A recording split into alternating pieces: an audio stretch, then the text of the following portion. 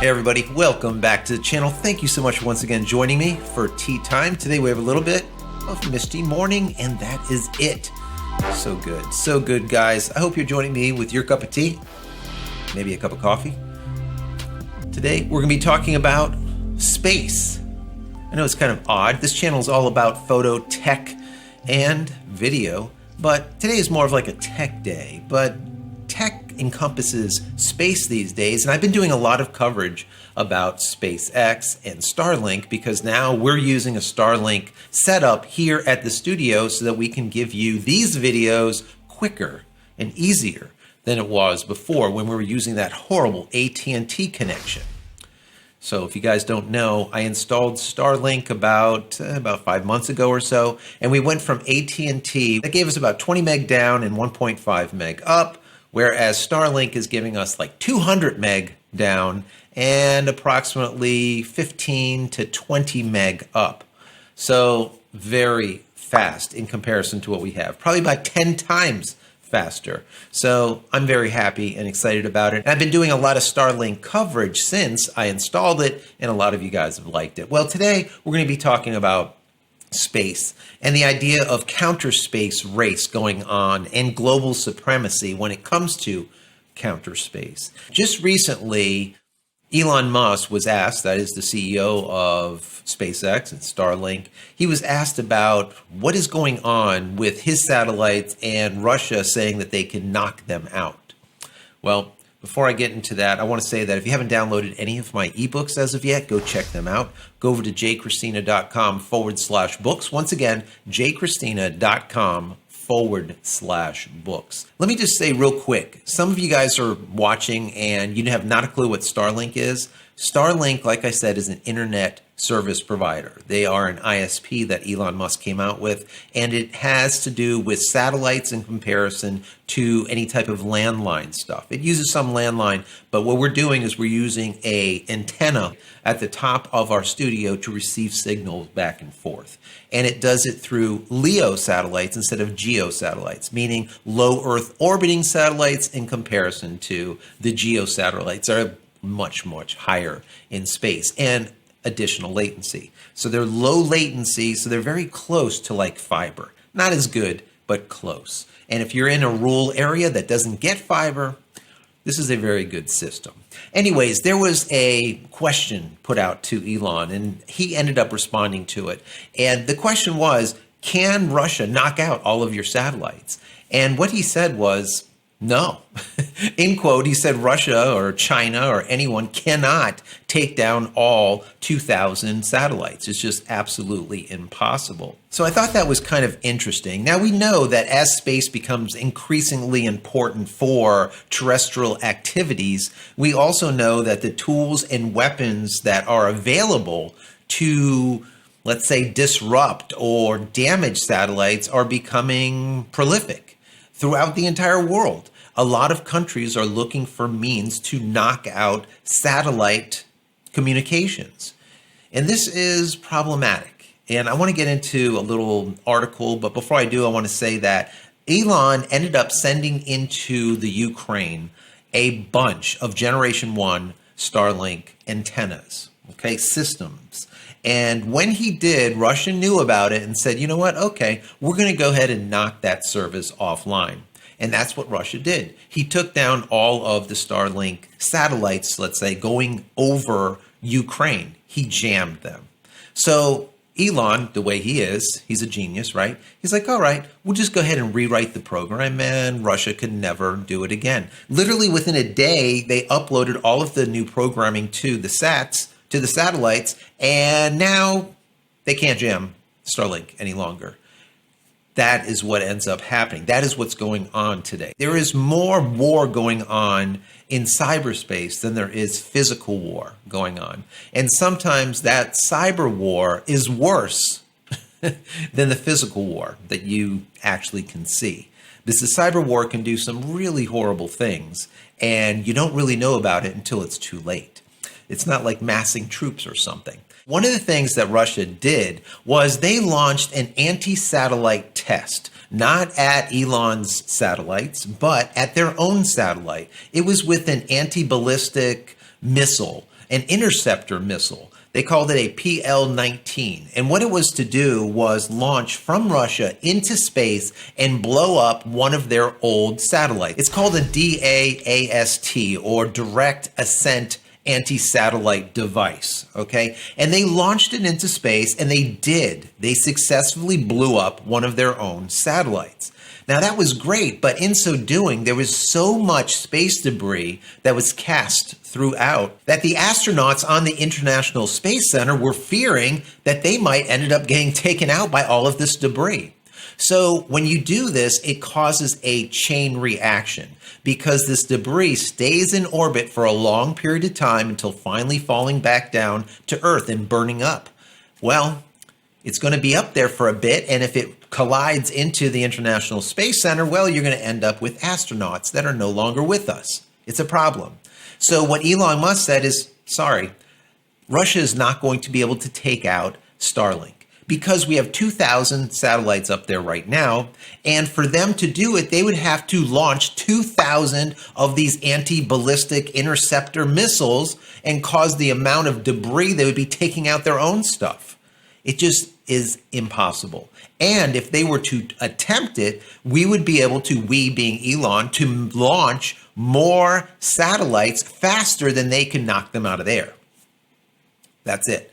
So I think it's really interesting how we're getting a cross between civilian and military, right? Where we see SpaceX being civilian. It's not a military institute, but they have the capacity, and I've alluded to this in the past, that I feel that if Elon really wanted to knock out satellites with his satellites, he has enough to be able to do it. And this gets into a real muddy water. So I want to read to you a real short article from Space News. It was really interesting to me because it gives you an idea of what's going on. Not to be fearful, but just to be, let's say, knowledgeable of what it is. So it starts out, this is an article, it's entitled, "The Space Arms Race Keeps Accelerating, New Reports Warn." Now in the article it states, quote, "The existence of counterspace capabilities is not new, but the circumstances surrounding them are." Now this is seen in the 2022 edition of Secure World Foundation. They did a report. Now, they also, in quote, state, "Today there are increased incentives for development and potential use of offense counterspace capabilities. There are also greater potential consequences from their widespread use that could have global repercussions well beyond the military, as huge parts of the global economy and society are increasingly reliant on space applications." That is absolutely the case. How many companies use satellites these days?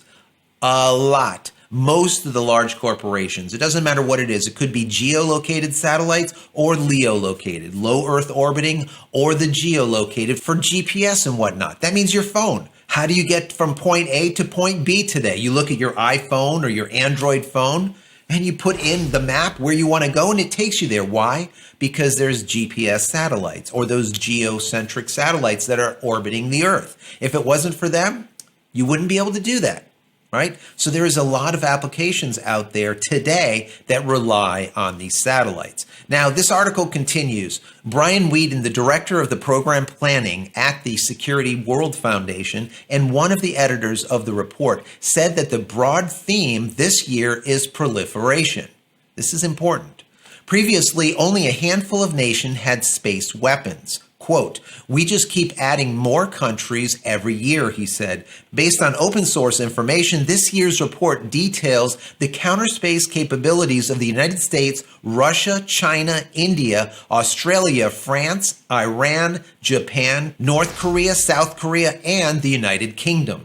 A separate report by the Center of Strategic and International Studies, the Space Threat Assessment, that's 2022, also uses open source information to track the development of counterspace weapons that threaten U.S. national security interests in space. It wasn't long ago that there was a duopoly in space, the United States and Russia.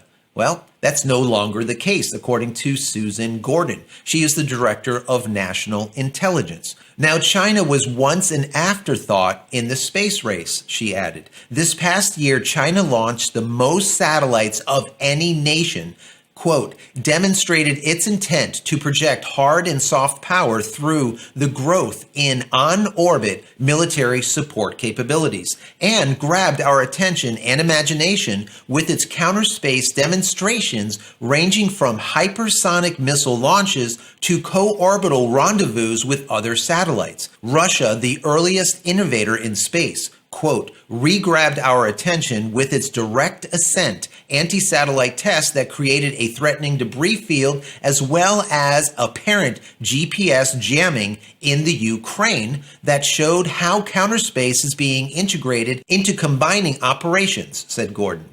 So there's a lot going on here. There is a lot. Now, Whedon said that all weapons that can be used to take down satellites, the most concerning today are cyber attacks because they are relatively easy to pull off, as seen on February 24th's attack to Viasat, which is the KA-SAT network that interrupted satellite broadband service to the Ukraine just as Russia forces began invading.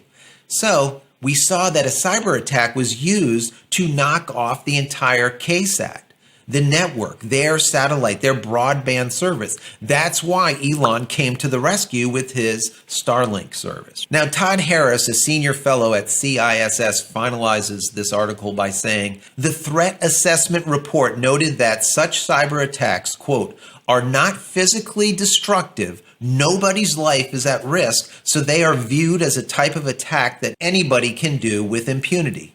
So, for me, I just don't agree with that at all. I mean, what do you guys think? That cyber attacks are not physical attacks, so they're not really hurting anybody?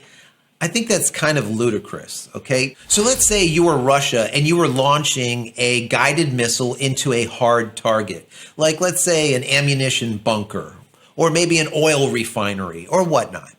And your GPS gets taken out by a cyber attack.